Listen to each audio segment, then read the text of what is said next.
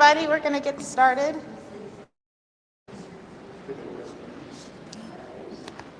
I know many of you, and some of you I don't, but if anybody hasn't come forward as an artist, be sure to stop me as we walk by your work so that we can get your perspective. This is the Lunch and Look for the 20th annual members show and sale, with a lot of new faces and a lot of familiar faces. My name is Lucie Lederhendler. I'm the director here. This is my third member show and my fourth year being here, and every year it's just so different and so exciting and such a celebration. We are on Treaty 2 territory, which is the homeland of the Red River Métis and the shared lands of the Dakota and Anishinaabe people, as well as land that's been used and shared and traversed by the Anishinaabe, the Cree, and the Dene since time immemorial. And a few bits of housekeeping are that we have WCG TV joining us. So if you have questions, it'd be great if we could talk into this little gray mic. This one is projecting to the AGSM's internet presence. And anybody who's joining us online, I see that there's a couple people who are. You can type your messages into the chat function, and we'll check in periodically so that we can pose those questions to the artists. Now, this is a kind of strange lunch and look because I never know who's coming, what to expect, which way we're going. I'm going to go on instinct. Let's start. I'm looking right at Nova's pieces. Can we start over here and just do a circle? All right. So this beautiful back wall here came together super organically. The way that the members show works is that people fill in a form, and in a rush of a week, people bring their wrapped up artwork, and so I really don't know what's happening until I start unwrapping it, right? There's no way to plan for what's happening.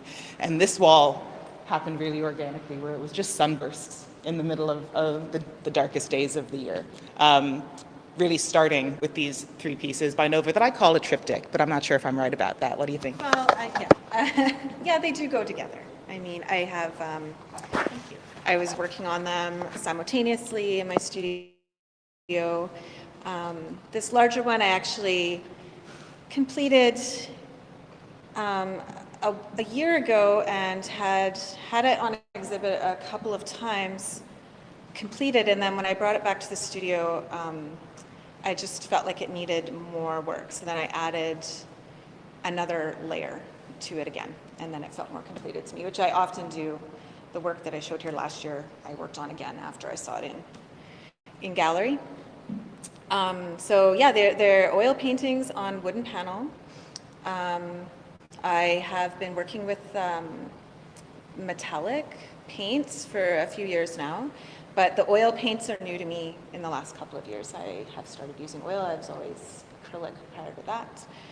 So it's been a bit of a learning curve for me, and working differently with the oil as to what I was used to. So they are taken, like I work with photographs I start, so I'm out on the land. I think most of these ones are all from Spruce Woods Provincial Park. And then I work with the photos afterwards in the studio and change around. So I've started to do a technique where I'm painting with thread, which I find very meditative, and that's how I've done all of all these lines here have been done with dipping a string of thread through paint and then laying it out over and over and over. So it's a really meditative process for me. Can you tell us, so this, I would recognize this as your piece, I think probably because of that layering, that really impasto experimental. And I'm surprised to hear that you start with photographic references, because I think you're somebody who's always edging the abstract. I think last year you brought destroyed canvases, right? Yeah. No, they generally always start from photo. Yeah. So I'm kind of I'm revisiting, I'm experiencing it out in nature, and then I'm bringing it back to the studio to revisit and re-experience. Can you talk about that revisiting a little bit? Well, I mean, it's kind of an intuitive process. So I'm looking at my photo and referencing it to get kind of the composition down, and then I just kind of just intuitively create after that. With layers. Yeah. Over time. Layers over time, and so that has been my It's changed my process quite a bit to work with oil because acrylic I did the layers, but I could do multiple layers in a day, you know. And with the oils, it's like months at a time. So I'm working on like 5 or 6 pieces kind of simultaneously because I'm waiting for one to be finished and then, you know, but then I'm finding that they're all kind of like relating to each other more that way. Interesting. Are there any questions for Nova? No. No, Barb's just shown up, but just shown up, so I won't, unless you're ready. Are you ready, Barb? Are you ready to come talk about your piece, even though you just walked in the door? Because you're in my sunburst room. No? We're going to circle back around to you, though. You don't, you go, if I know you, you don't get away with it that easy. All right, where to next? That's pop.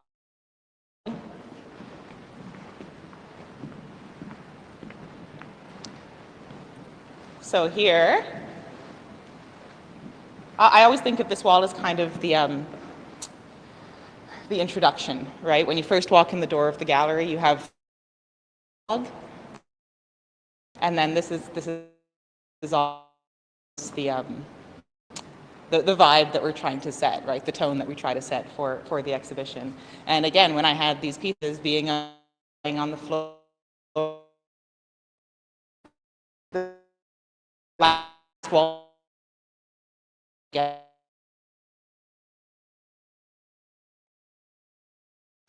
from these disparate bits, I started to see that there's a real zeitgeist of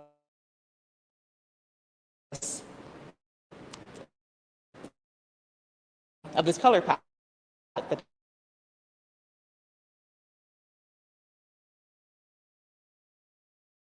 come to this.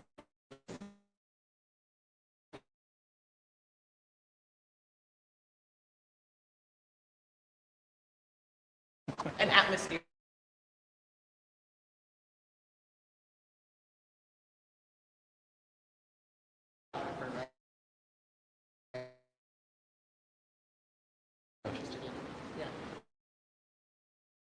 Yeah, I enjoy um, landscape photography.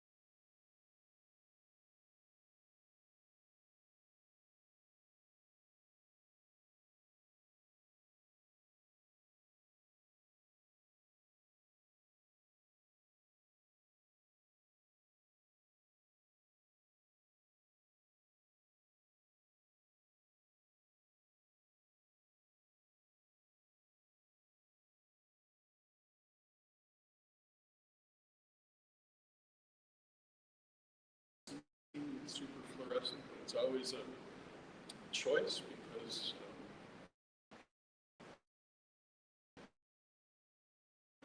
anyway, so the phones particularly make it really neon. What big questions? Sorry for people online for that. Just missed the whole theme of that question. Talk about it again later. It's fine. Okay. Yeah, questions from the audience? Now, those of you who are familiar with Doug's, with Doug's practice, it's very much about getting to these remote locations, right? There's kind of a kind of National Geographic Explorer element to the work, which we all just like, Yeah, I really like the process of being out somewhere that you don't go. Clear lakes over there, but still trying to find a place where people don't shoot is really powerful. Yeah. And it is part of the process of being in nature and experiencing. Speaking of process photography, Jen.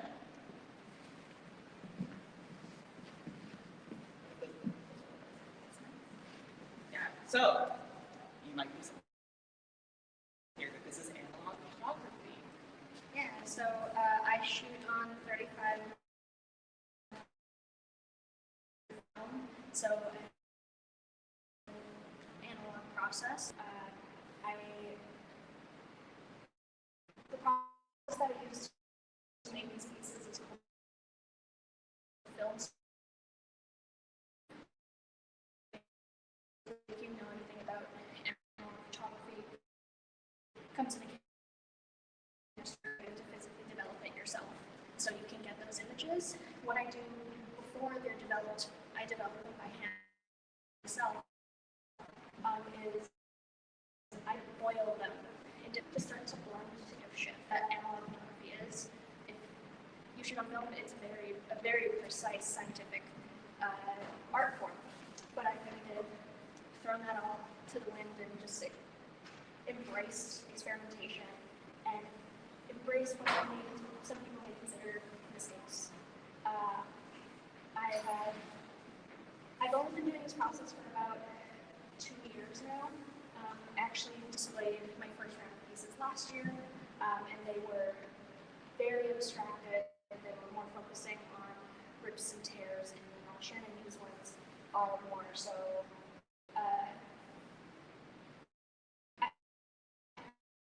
actions of emitting feelings, trying to recollecting that memories, so you can kind of see what's happening in images. This one's more abstracted. Others, this one I like because the colors. But yeah. Tell me more about that. So, surely they're not all winners. No, absolutely. So when the process involves making mistakes, how do you choose which one? Usually by composition, the amount of color and the amount of blending that's happened in each frame.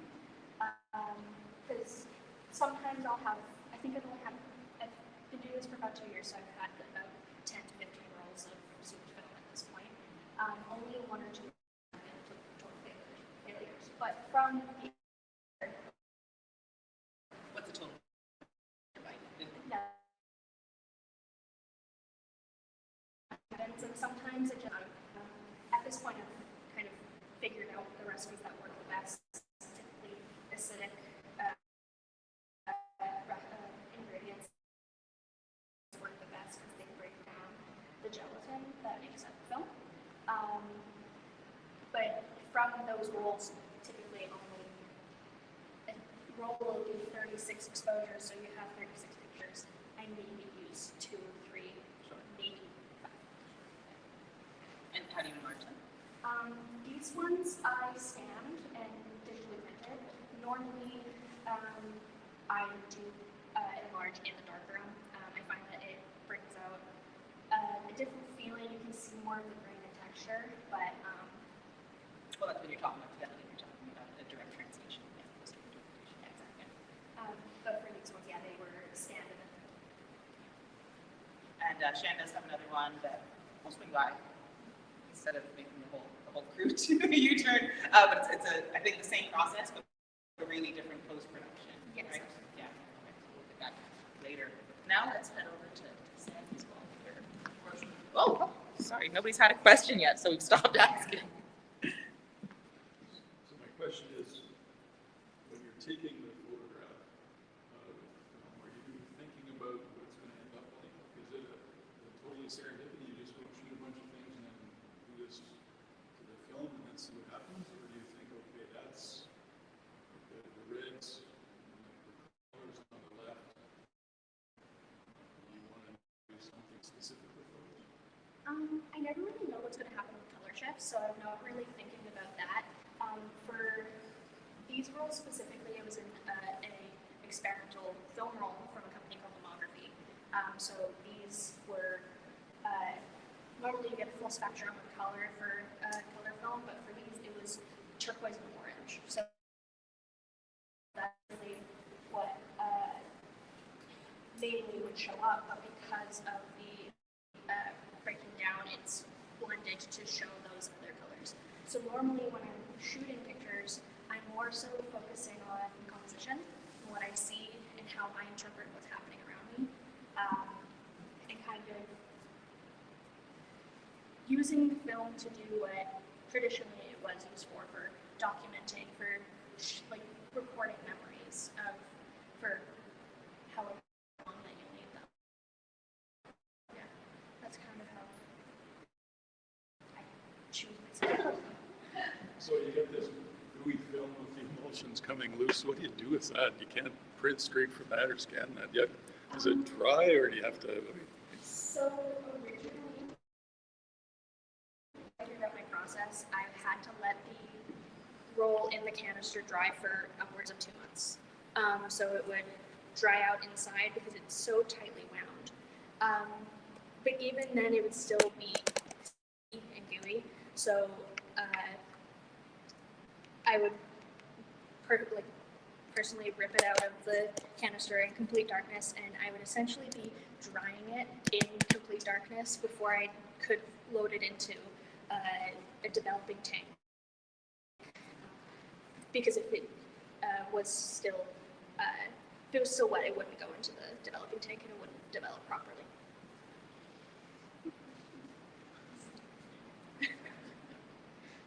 Okay. Thanks, Shan. That's Shan Pullen, who's one of our new faces at the member show, new to Brandon from a year, or a couple months, I think. We welcome you to the member show. And another one is Sandy,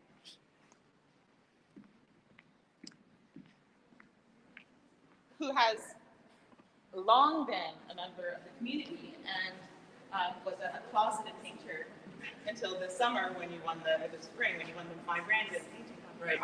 Right. Yeah. Yes. So I've been a professional photographer for 45 plus years. And, over those years, I've studied light and that, and also been to a lot of places across Western Canada. And during COVID, I was getting close to that time when you think about doing and I wasn't too busy, so I started rekindling my painting. Rekindling from when? High school. Yeah. I did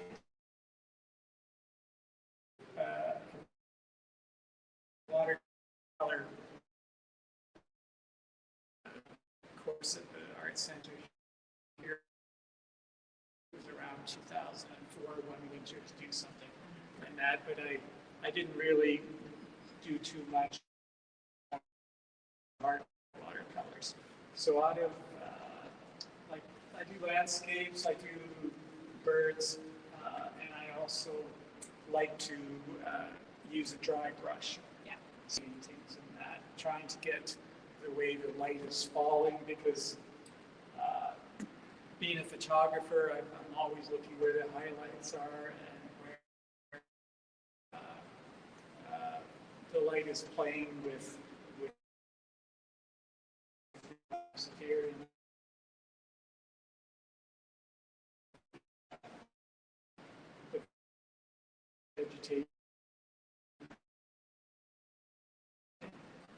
So I'm also a quick DP, a long time, or it may be a short time for some painters. And the one over here, I did that in about 4.5 hours. So, as I say, once I start, I like to finish it right away. And so sometimes that cuts into other activities and that sort of thing, because I get pretty focused on what I do. Yeah. But this is in the Rockies, and too, this is kind of a mountain right here, and morning fog and that sort of thing. And as I say, I can get lost in this stuff very quickly, and so that's what I like about it. And with the painting and that sort of thing, once I've kind of got what I'm going for, I don't have to worry about the light changing and that sort of thing. Right. Because I'll take a picture of it and then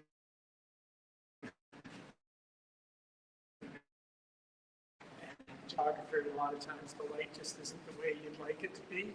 So with painting, Control it. I can control it. The sun. I can control the light, yes. Yeah.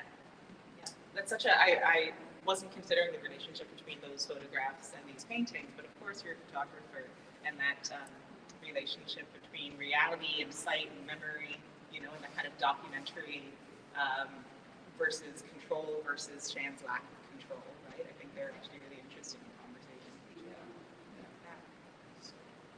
And I was surprised to see this one because of those sharp lines, because of that clear space. What I've seen from you was winter scenes also that were very, very dry brush, very tumultuous, right? Very, very layered, which this was, So I like to go back and forth with the style, but I love the mountains, so I focus on that quite a bit. And that sort of things. Yeah, great. Any questions for Sandy? Sure. And sorry.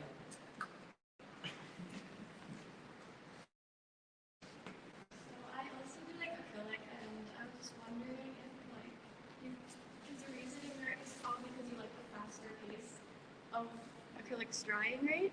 Is that? Yes. Yeah, because a lot of my friends tell me like, oh, I should get into oil, but do you think like, it's okay to stick with acrylic? Because I like the fast drying pace, and my friends are like, you should do oil, but I haven't really gotten the liking. So, do you think like sticking with acrylic's okay? Is it like a really good medium to continue pursuing? About to the oils and that, but that and oils takes so long to set up. And that I think they take a long time to So set up. I've never been able to do acrylics because I don't plan myself well enough, right? So I think that you're asking kind of about a higher is that oils more like new dabblers do acrylics, and that's not what's going to happen, right? Where with oil, you can kind of you can wipe it away 3 days later. Because I do, like a lot of times I'll start a painting and I just let the brush go.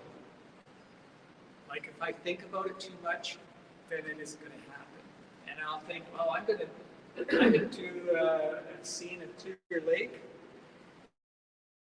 and all of a sudden it turns to the mountains or something, and it's just because something happens that I just changed my mind once I see like little few paintbrush marks on the painting and I'll see, oh geez, I kind of like that tone or that. A number of times I've started out thinking, I'm going to do this prairie scene, and before I know it, I'm Pop the mountain in there. colors when I was putting them down, because I'll use a fairly big brush too. So with a big brush, you can be very liberal. It's when you get to those finer brushes, then you have to be, it's almost like too exact. And I also think that paintings shouldn't be looked at just like a photograph too, because everybody's looking pixel counting and stuff like that with a painting. I mean, and it's with photographs. There's a certain distance you should be viewing that image. If you get too close, then you see all the flaws. Don't get too close. Yes, never get close to my paintings. So these fairly documentary, like if you put photographs aside and say that's where it's from, and this kind of evolved out of an idea that you had to do. I Was from a very much light, or how much? Yes, yeah, there's a photograph. It's got more details down in here.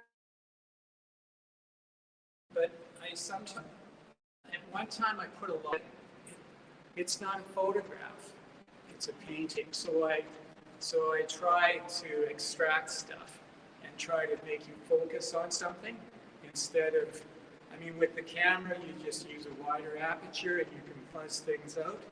But with a wide brush, you can make things look softer. This is what I'm about, that relationship between vision and photography and painting, is that the way the vision works, you would never be able to focus on this, and you would never. No, I can't do that. The camera can. the camera can. If you put it to f16, everything's in focus. If you put it to f2, done. Subjects.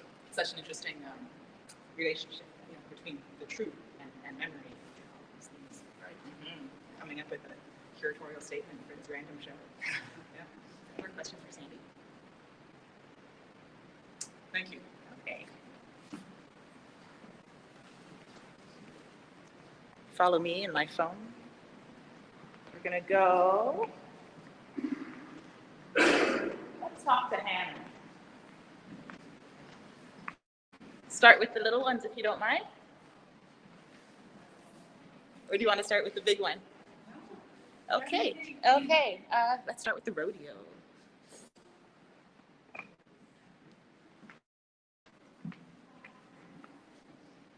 Hannah.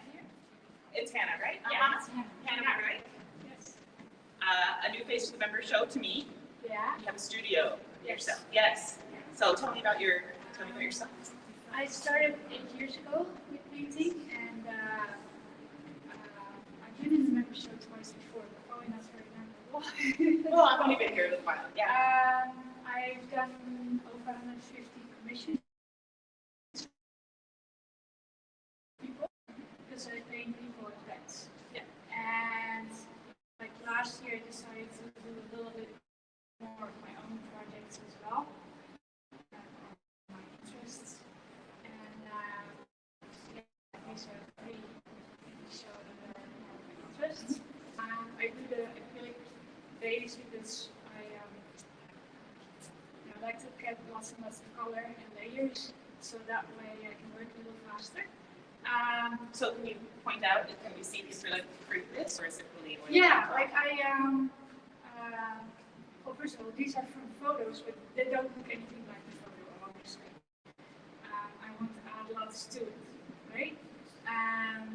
So I go all over the canvas all the time. So within 20 seconds, I have the whole canvas smeared with something. And in this case, it will be lots of color and bright highlights. So the orange, the blue, the background of the horse, probably yellow. Like there's lots of acrylic layers before I go to the orange. So that's really interesting answer to that question about the acrylics for that saturation and speed, the impression, and then the oil comes in for the working of it. Yeah, the last more transparent layers and the details. And in here it was trying to get that movement going, which I used a lot of oil for. Yeah. Yeah. So this one is quite different than the portrait over here, which is not movement based. Yes. Of Miles. Yeah, Miles the cat. I asked my son to take some close-up of his cat, and I picked this photo where he looks directly at us. And yeah, I like to paint eyes, so that was part of why I did that. And I don't know, that's Marcel, my son, and it definitely looks like Miles, right? There's the expression. But other than that, obviously, I like to work with colors, so again, like lots of colors. That kind of shining. iridescence. Yeah, I really love that, and so that's what I worked on with this. Great. Yeah, that was my, because the iridescence really comes out. If I can bring everybody over here to the third one, I am going to make the whole group move.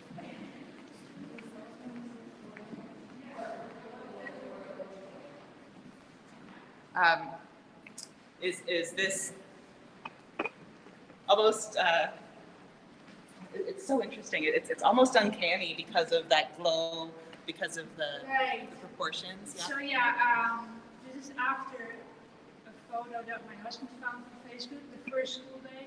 You know how you have your kids dressed the same, and then the dad makes a photo and it looks straight into the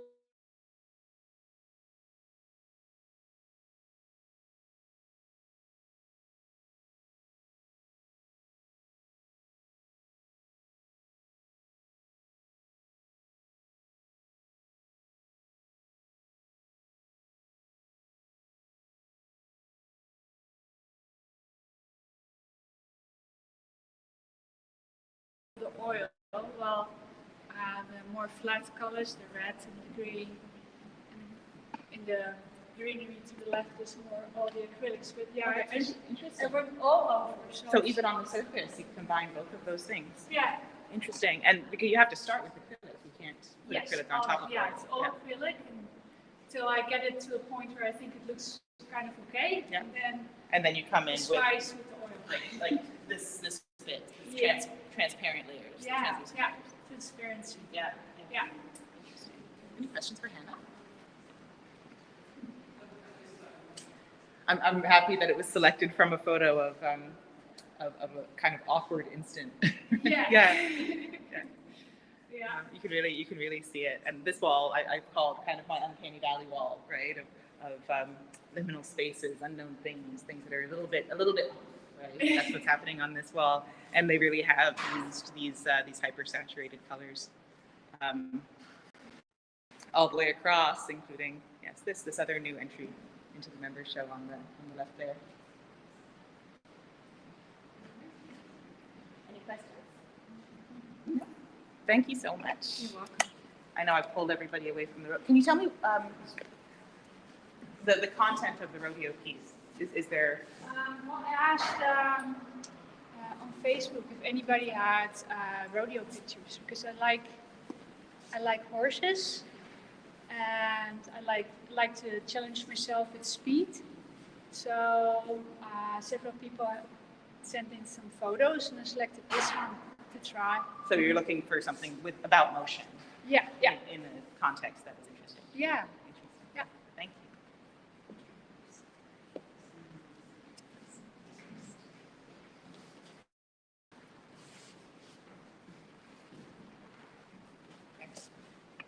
Again, if I'm skipping you, please let me know.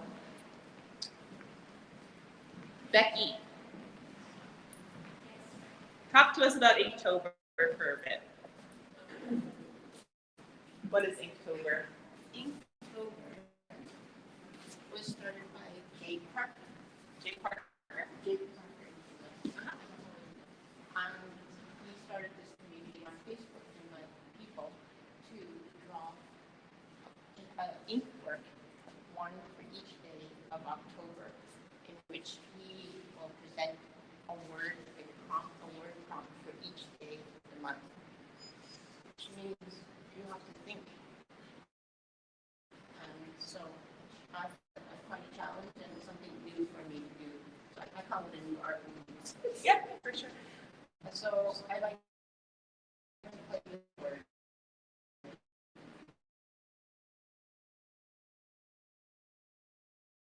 The middle there is it's called journal. I don't know if you can see it from the distance. Yeah. salon wall of small precious items. If you come up close and see it, it's a little girl, or and she writes, "Jian Hua Shila Yan." That's in Mandarin. In my language, we would say, "Come here, not sick." So that's my background. Anyway, so I went to Chinese school when I was a little kid, reluctantly, but I did like doing calligraphy. Yeah. So yeah, it's a little play on the word journal. I love that. Yeah. So, And then the other one you have in yeah, there and is the little one over here. So yeah, I started this with my little 6x9 notebook, which I just got from Michael's, and that's why I started it. And this is my 6th year completing 31. So I'm lazy the rest of the year. At least I did the 31 days. absolutely. Because I'm a little lazy. I need a little kick. But you do all 31 every year. Oh, yes, for the last 6 years, which means, 31 times 6 years. It's, maybe I'll put on a show or something like that. So this one is camp, and this is from real life. We were camping in South Dakota, trying to make our way to Denver, Colorado, because my daughter was in a show and we were going to catch the last day. But anyway, in the middle of the night, my husband could hear the bison. I must have been sound asleep because I have no memory of it. But he said that walked right by our tent. So yeah, there are places in South Dakota where you camp and they are roaming. I don't know how it's possible, but here they're all enclosed, right? In Minnedosa and in Riding Mountain. But there, they might just be walking around. So that was that. It was a cold night, very, very cold. Yeah, and you get that through the ink. Ink is so expressive. Yeah. And interesting. I love ink because, well, it's cheap. You get this little bottle, it lasts me years. I didn't use more than a teaspoon of ink for the whole month. Yeah. So if you're looking for economical art, and it allows me to play. Yeah. And ink, as you can see, has various colors. As Professor Shiren said when he came here to teach, the first thing he said was that ink is color. And so, combined with calligraphy and ink, it's an amazing medium. And this bison especially has those beautiful fractals. It does things that you don't know. It'll surprise you, like watercolor. It's the same. It's always full of surprises. Sometimes you're lucky. So questions for Becky? Thank you. She also has another one we'll swing by and talk about real quick on the way. Okay. I'm going to ask. Can I coerce you Sure, to talk about yours sure. now that you've settled in a little? So we're going back to the Sunburst Wall with Barbara Grexton.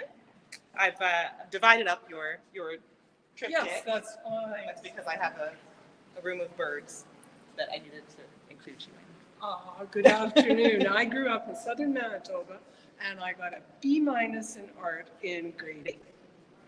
However, when I started teaching, I thought I was so fortunate that I ended up in Intermountain between the Duck Mountains and the Riding Mountains, and I've lived on the edge of the Duck Mountain Forest Reserve for the past 40-some years. And I think when the world that gets us down with the misery that's about us, it's good to see and appreciate the beauty around us. So that's what I try to do with the watercolors. I'm hoping, these are from photographs I took from our deck, because we see the sweep to the east of Duck Mountains, and you can see the point where the sun goes the furthest north and the furthest east, and then the moon plays around greatly. So that's my main reason. And I also taught art for quite a while. And I think if we're going to talk about... That's understating it. You taught art for a very long time, right?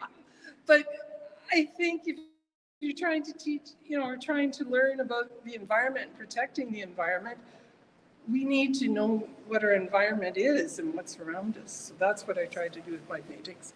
Thank you.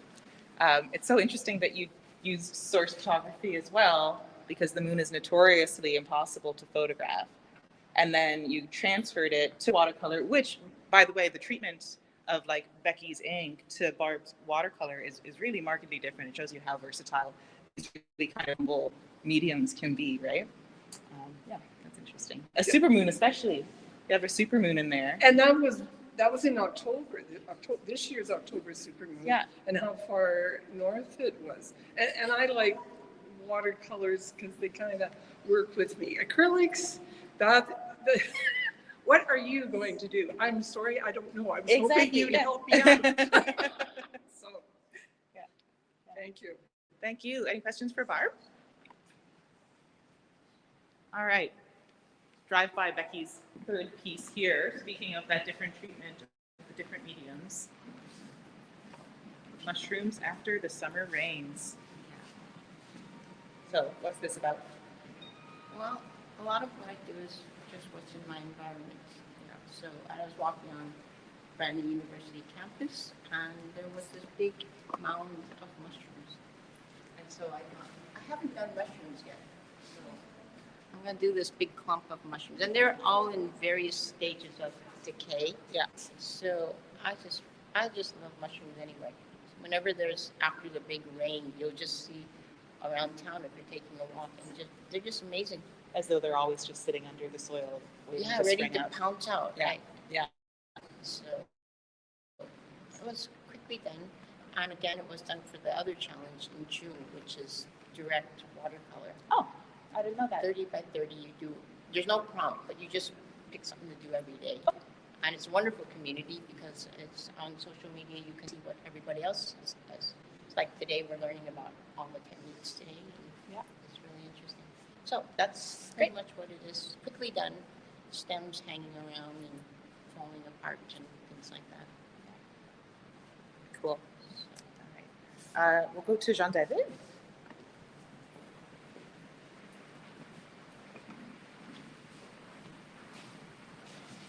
Hello, good afternoon.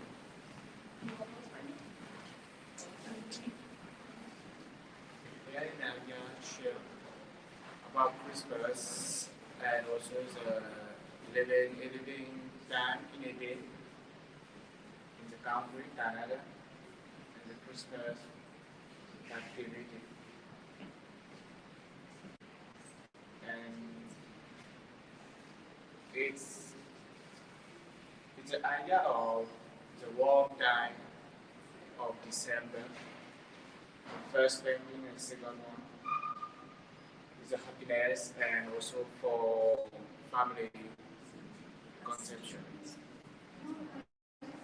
The third one is the activity in one day living. As you can see, there is a family in front of a fire. There's an activity of animals. Fox, the horse is carrying, the bird is flying, the wolf stands on his feet in the bush. It's a living life in one day, but made the outside country life. Outside the big town. Yeah. And you paint oil. Yeah. Why don't you share your opinion about this acrylic oil ink watercolor? I always use oil painting. I really paint with acrylic or watercolor. Yeah. My favorite is oil, and it holds a lot of density, and it's very different at the end when you finish the work, and its lifetime also is very different compared to acrylic and watercolor. Oil still keep a living, for me, my idea, my vision, still keep a living value. Over 10, 20, 30, 50 years, this painting can be still the same. Yeah. And then also the medium you mix to, how you apply. But always have a face. You can have a front face or a mirror face also sometimes. There's very different technique to use painting. As you see, this is dark. It's not a varnish one. It gives you a different than this one. I put the seal as a varnish. Okay.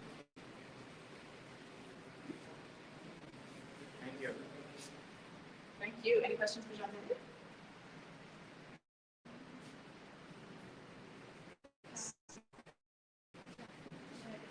The bottom one is yours too, right? So did you,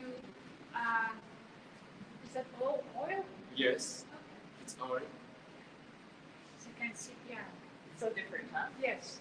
It look like maybe watercolor or Yeah, it looks like you use different things, maybe in collage or something. Yeah.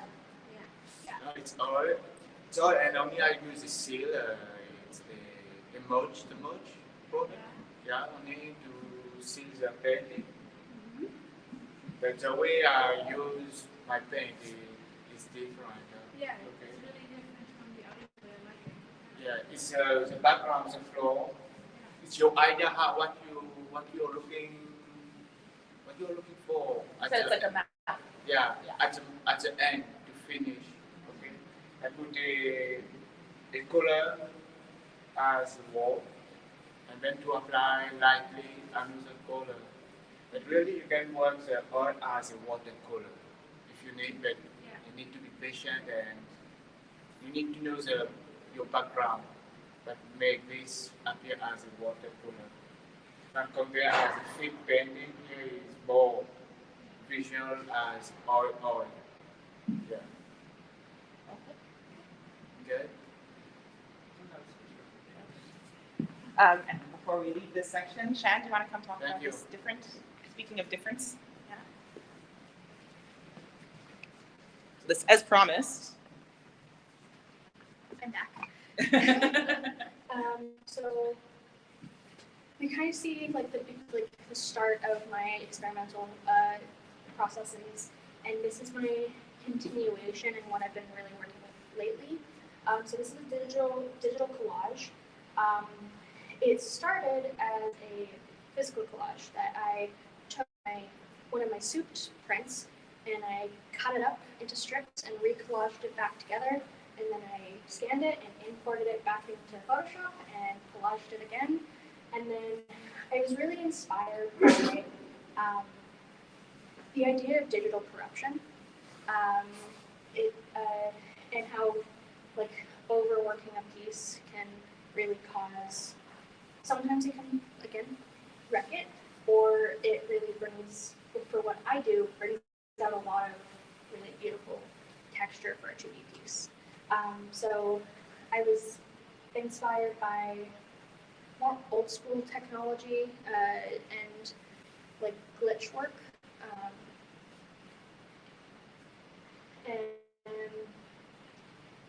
And what really propelled this piece in particular was how I usually work with analog, focusing on color and composition. This one was very much how do I bring out these bright colors from the original piece that was just blue. So really experimenting with different color layers, different modes of overlay in a digital space. Yeah. Okay. Questions?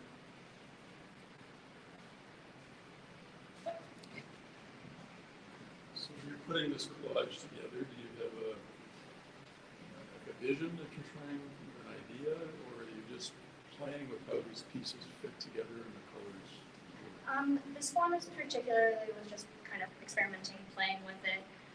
The ones that I've been kind of working on lately, have been a bit more planned out, a bit more methodical.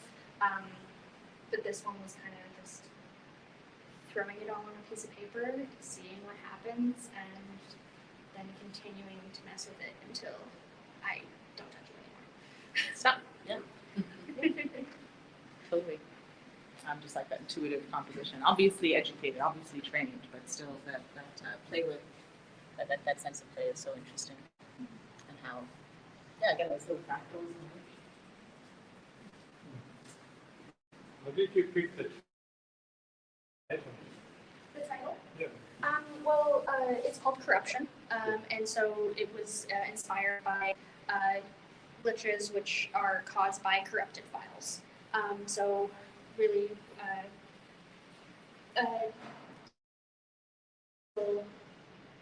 sense of what I do in my physical art form. So yeah. it's not corrupted, but it's a corrupted art piece. Embracing corruption. Exactly. Owning corruption. Yeah. Cool. Good? Okay, I'm gonna go to Jan unless I'm missing an artist. Speak up now. Yes. Do you have work in here? Yes. Where's your work? Is there? Okay, let's go. And then we'll finish with you. Yeah. Is IT's masters. I know that you can go on. So we're gonna start with you and then I can wrap us up. Are you Katika? Yes. Okay. Yes. Wonderful. Here we go. Yes. So happy to meet you. Nice Go to over see your you. mail a bit. Yeah. Honestly, I am Iranian, and I was living in Syria for the hijab everyone knows. I bonded and from the university, so I had to try to continue my school. So my mother decided, and she says, you are very talented in the arts, so you can continue in art. And I started as an artist 16 years. I work in professional.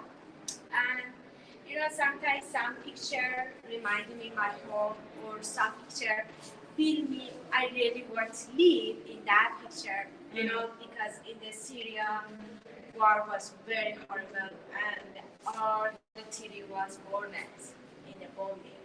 And I hadn't right to return to my home in Iran, and it was a very hard time.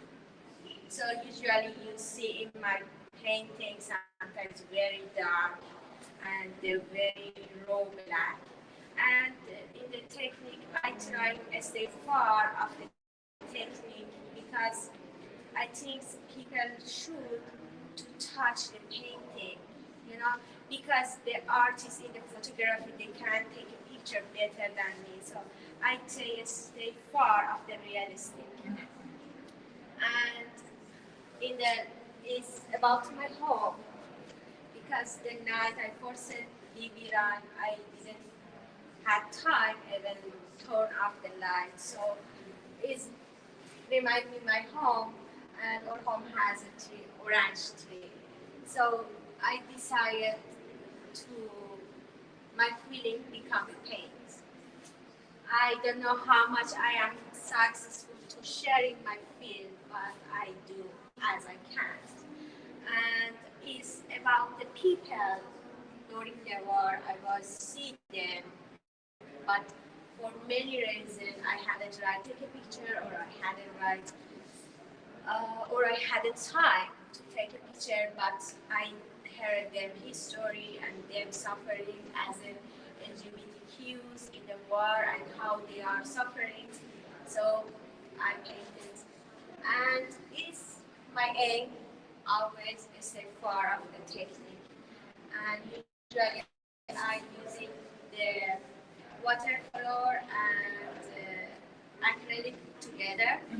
As you see here, I'm working watercolor, and then I This wash at the top. yes, and then I start working as an acrylic on the upper of the painting, because it's made the lines of the dream board. And it's that picture was I really was living on that picture. I don't know why, but those times maybe I was very sad, and green and red was really two different things, because it was really blue, and actually the ground was very gloomy. And I think it's really beautiful picture to show how I feel it. So usually I focus on my feel to more in the technique. That's So interesting. So this is like aspirational, where you want to be, and then this is memory, and this is understanding, empathy, maybe. yes, And the technique is so different to express all three of those things. yes. So much for sharing that. You're welcome. Any questions for? Do I call you Caddy Pack? Yes. Yeah, I'll call Caddy Pack. I really like the blue and contrast. Yeah. Thank you. Yeah, beautiful views. Really good understanding of color, and I I would never have interpreted this as a tearful memory. I would think of it as going home, but knowing that it's a leaving. That's really good. Yeah.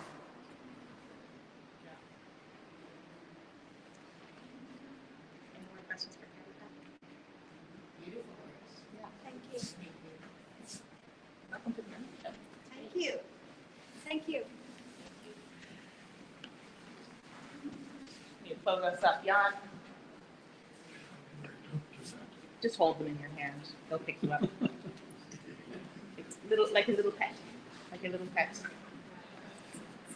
I did see a comment online that the Wi-Fi is cutting in and out. That's just a function of the cold temperatures. I think there's nothing really to be done there. So, but anybody who does want to join us, who is online, can send us a message. All right, Jan. Okay. 3 pieces. Pastel on paper. Before I talk about the works, Yeah. I will talk a little bit about myself. Because I never planned to be an artist in my life. After my artistic career began in 1947. And as a kindergarten student, I did a painting that was displayed in international exhibition in Japan. There was a big peace conference. I never got it back. I don't know what happened to it. I painted a horse in watercolors. And my teacher didn't like my horse, so she told me to make some correction. I hate her for that. Because I sent the picture, it was exhibited, and many, many years later, I say I have to paint that horse over again. And that was in the 80s already. And I painted that horse again. Unfortunately, after I finished painting, it was sold immediately. It's in a collection in Brandon. My student purchased that horse. Then grandmother encouraged me to artist. I was always doing sketches and stuff like that. And she said, you have to be an artist. I didn't want to be an artist. I want to be a poet. Not so So different. in the 60s, I started writing poetry. I was a published poet. I wrote short stories that were published also. I was even translated and published in Germany. But then, at the same time as I was writing, I was doing odds and ends in the art field when I did my first sculptures in wood. Then I decided I want to be a painter, and I started investigating all kind of techniques, starting with watercolors, charcoal drawings, oils, tempera. Till toward the end of my career, I went into pastels. I started with chalk pastels. These were the most popular things. But then I read a story about Napoleon, who Napoleon was the Emperor of France. He was a military man, but he was also very much involved in arts, in the propagation of art.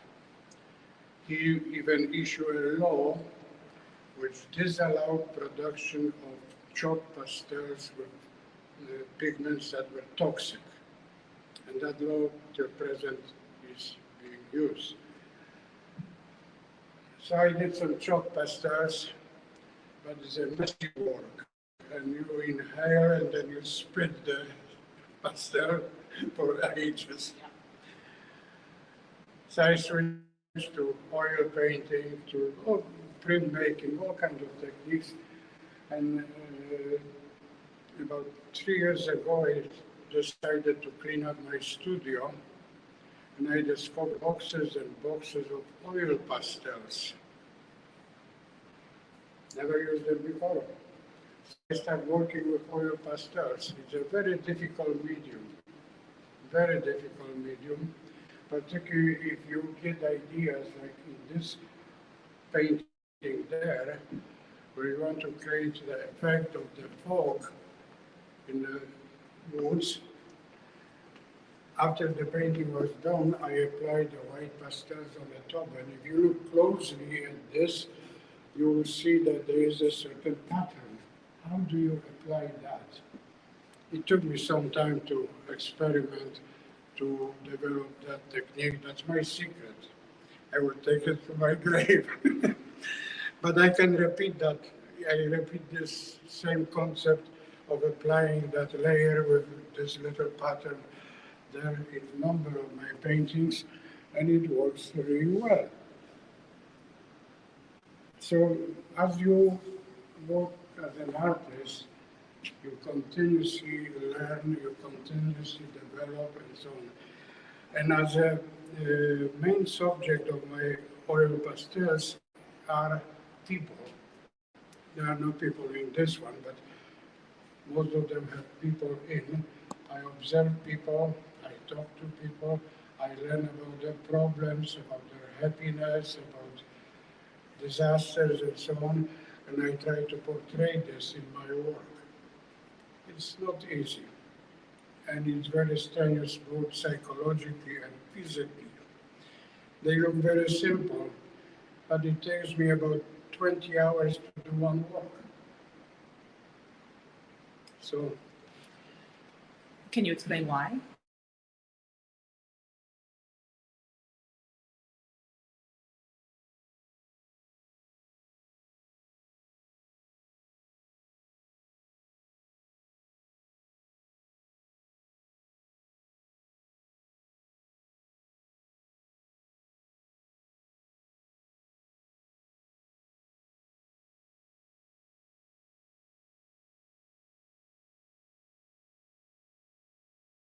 if you want to be an artist, I do a number of works similar to this one, where I'm fascinated with the landscape, but not my landscape is not the open space like it is on the prairies. I did deal with that in the 70s, but right now I am fascinated with the woods and penetration of light and color through the woods. So, and human relationships, mother with children. When you look at their faces, expression, they are very sad. Something is happening there that is not really right. And I even painted one painting,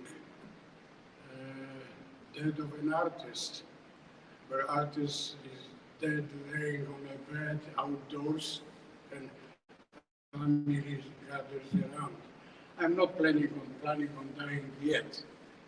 I want to live to at least 120. And I'm only 83. I'm still young. So if you have any questions.